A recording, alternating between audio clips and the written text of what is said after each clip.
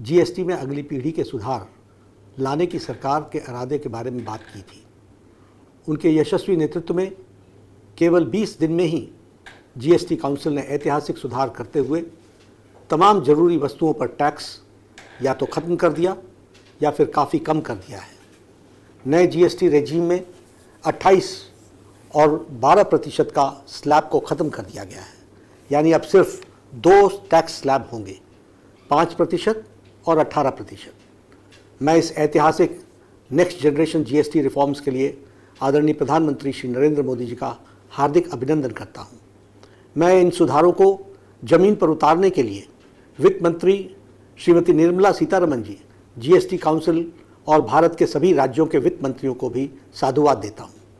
ये रिफॉर्म्स हमारे नागरिकों के जीवन को तो बेहतर बनाएंगे ही, साथ ही छोटे व्यापारियों और व्यवसायियों के लिए व्यापार सुगमता भी सुनिश्चित करेंगे।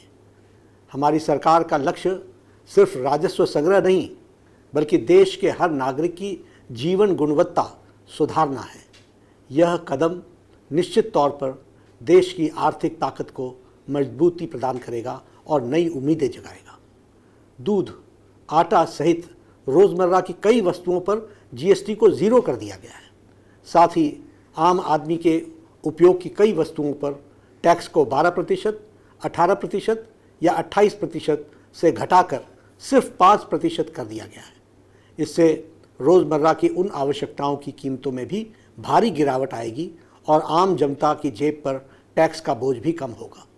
जीवन बीमा और स्वास्थ्य बीमा, यह भी जीएसटी को ज़ीरो कर दिया गया है।